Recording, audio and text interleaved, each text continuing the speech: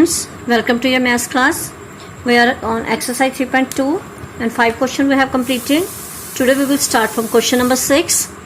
Given the linear equation 2x plus 3y minus 8 is equal to 0, write another linear equation in two variables such that the geometrical representation of pair so formed is intersecting lines, second parallel lines and third coincident lines. What is the question? That one linear equation is given to us and we have to find the another equation, और वो equation ऐसी होनी चाहिए, हमने खुद वो equation form करनी है कि जो लाइंस बने या फर्स्ट केस में इंटरसेक्टिंग बने, सेकंड पैरेलल बन रही हो और थर्ड पार्ट कोइंसिडेंट बन रही हो. That means we have to form another linear equation in such a way that the lines must be intersecting, parallel or coincident. तो वो लाइंस हम अपनी तरफ से खुद फॉर्म करेंगे और यहाँ पे हमें पता है कि इंटरसेक्टिंग लाइंस के लिए कोफिशिएंट्स की क्या कंडीशन है, पैरेलल लाइंस के लिए कोफिशिएंट्स की क्या कंडीशन है, कोइंसिडेंट लाइंस के लिए कोफिशिएंट की क्या कंडीशंस है. हम उन्हीं कंडीशंस को माइंड में रख के अपनी सेकंड इक्वेशन फॉर्म करेंगे. So let us see how. See the given equation is 2x plus 3y minus 8 is equal to 0. हमें एक इक्वेशन दी हुई है, means we are having a1 b1 c1. क्योंकि अगर हमें इंटरसेक्टिंग कोइंसिडेंट या पैरेलल लाइंस देखनी है तो हमें इन रेशियोज को दिमाग में रखना पड़ेगा. तो उसके लिए हमें एक्स वाई के वेरिएबल्स को माइंड में रखना पड़ेगा. अब फर्स्ट केस है दैट लाइन मस्ट इंटरसेक्टिंग, मतलब हमने एक ऐसी लाइन फॉर्म करनी है कि वो लाइन इस गिवन लाइन से के को इंटरसेक्ट कर रही हो. So intersecting lines. Okay, for lines to be intersecting what is the condition? So for lines to be intersecting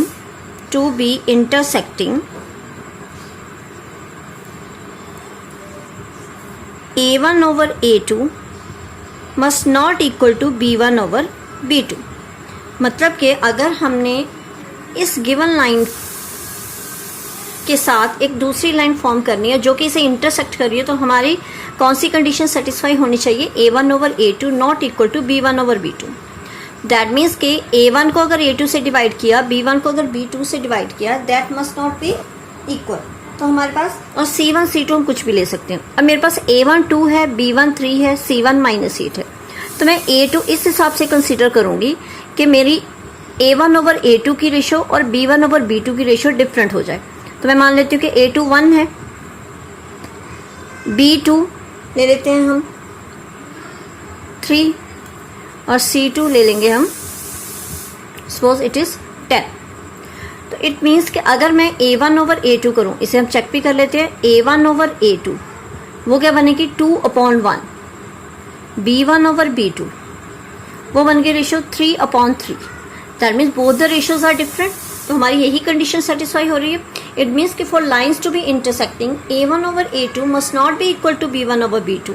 therefore required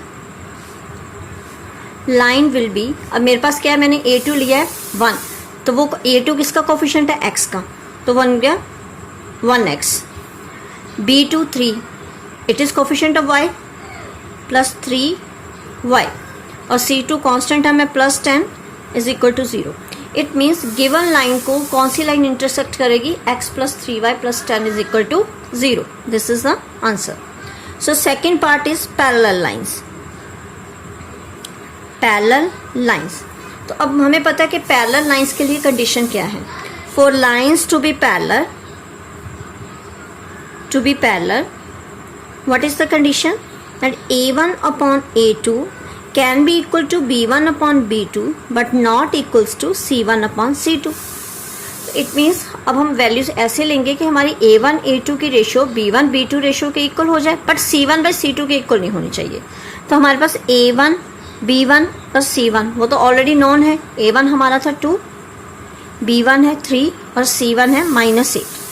तो मुझे a2 और b2 इस हिसाब से लेनी है कि मेरी जो रेशियोज हैं वो दोनों की सेम बने. कि अगर a1 को a2 से डिवाइड किया, b1 को b2 से डिवाइड किया, दोनों रेशियो सेम हो रही हूँ. तो मैं यहाँ पे a2 ले रही हूँ 4 और b2 ले रही हूँ 6. चेक कर लेते हैं.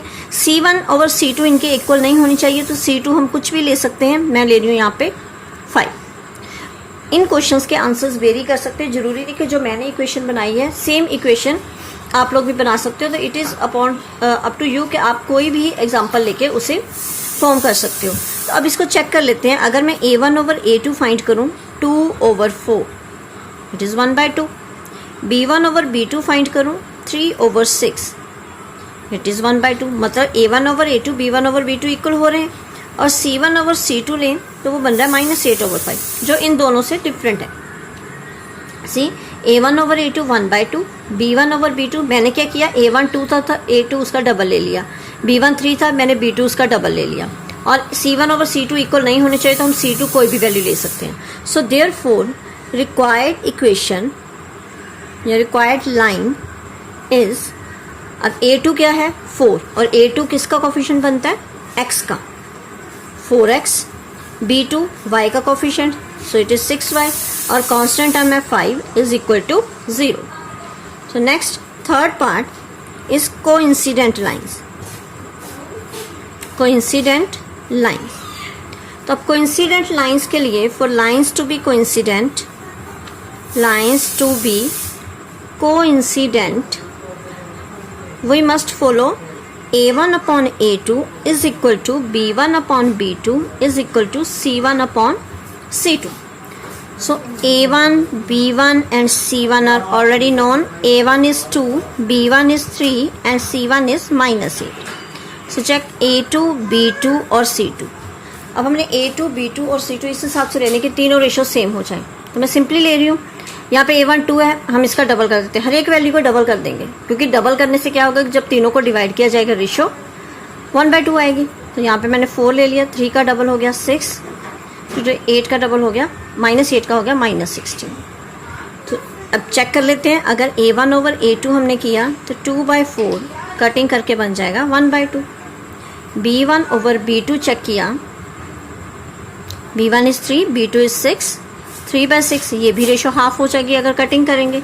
और c1 over c2 -8 upon -16, 8 1 the 8 2 the half. मतलब कि अगर हम ये कोफिशिएंट लेंगे x y और कांस्टेंट टर्म, तो हमारे पास तीनों रेशोज क्या आ जाएंगे, इक्वल आ जाएंगे।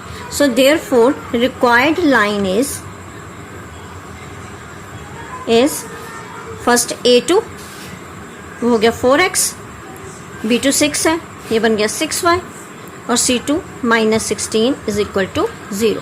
So this is the answer. Now question number 7. Draw the graph of equation x minus y is equal plus 1 is equal to 0 and 3x plus 2y minus 12 is equal to 0. इन दोनों equations के हमने graph बनाना है। Determine the coordinates of the vertices of triangle formed by these lines and x axis. इन दोनों lines और x axis को मिला के जो ट्राइंगल बन रही है, हमने उस ट्राइंगल के वर्टिसेस जो हैं उनके कोऑर्डिनेट्स बताने हैं और ट्रायंगल रीजन को शेड करना है। तो फर्स्ट ऑफ ऑल हमें इन दोनों इक्वेशंस के सॉल्यूशंस चाहिए, तो मैंने सॉल्यूशन ऑलरेडी निकाले हुए हैं। See here is the first equation, x minus y plus 1 is equal to 0। तो मैंने y और 1 को राइट हैंड साइड पे शिफ्ट कर लिया, इन दोनों टर्म्स को राइट हैंड साइड पे शिफ्ट कर लिया। y पॉजिटिव आ गया, 1 नेगेटिव। तो पहले मैंने y को 0 लिया तो x की वैल्यू -1 आई, फिर मैंने y को इस इक्वेशन में 1 फिल कर दिया तो x आ गया 1 - 1 0, और फिर मैंने y को यहाँ पे 2 ले लिया तो x आ गया 2 - 1 is equal to 1। So here are these 3 solutions of first equation. Second equation में मैं कांस्टेंट टर्म को राइट हैंड साइड पे शिफ्ट कर रही हूँ। तो इस केस में पहले मैंने y को 0 ले लिया, y जब 0 लिया y इज इक्वल टू 0, तो यहाँ पे आ गया 3x प्लस 2 इंटू 0, y की जगह 0 फिल किया तो ये पूरी टर्म 0 हो गई। 3x इज इक्वल टू 12 और x आ गया 12/3 is equal to 4। So first solution of second equation is, तो मैं यहाँ पे इसका टेबल बना रही हूँ, x y 0 then x was 4। Second time I have taken y is equal to 3। जब हमने यहाँ पे y को 3 लिया तो 2 इंटू 3 हो गया 6।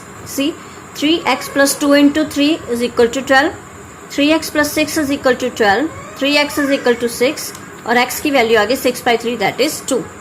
सो here is 3, here is 2।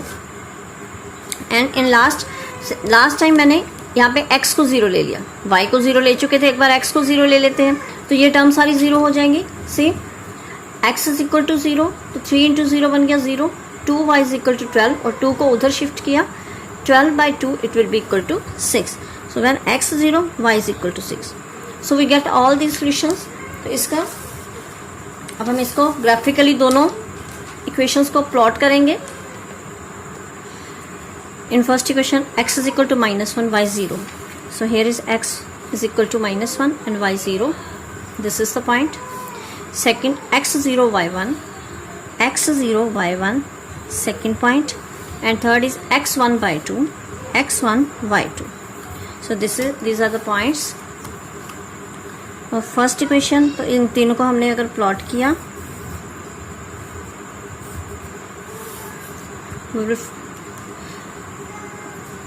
It becomes a straight line.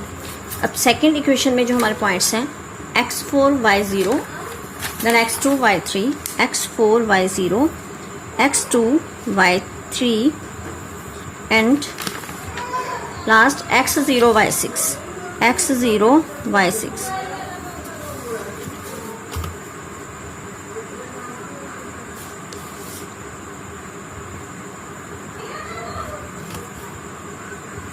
So here we will join these points now. So the question में क्या कहा गया है कि जो इन दोनों लाइंस और x एक्सिस, अब एक ये लाइन होगी line number 1, it is the second line, और x एक्सिस की ये लाइन, इन तीनों लाइंस को मिला के हमारी जो ट्रायंगल बनी उसे शेड करना है और उसके हमने तीनों पॉइंट्स के वर्टिसेस लिखने हैं. सो here is triangle A, it is triangle B and it is triangle C. So A triangle में हमारे पास क्या है, x कोऑर्डिनेट 2 और y कोऑर्डिनेट 3. बी पॉइंट में हमारे पास क्या है, x -1 एंड y इज 0, और C में हमारे पास है x4 y 0. So it means triangle ABC is formed. So here we will mention here that triangle ABC is formed where A is 2 3, B is -1 0 and C point is 4 0. So this is the answer. So here exercise 3.2 is finished. I hope you understood all the questions or all the concepts. In case of any doubt or any query, you can ask me anytime. Thank you and have a nice day.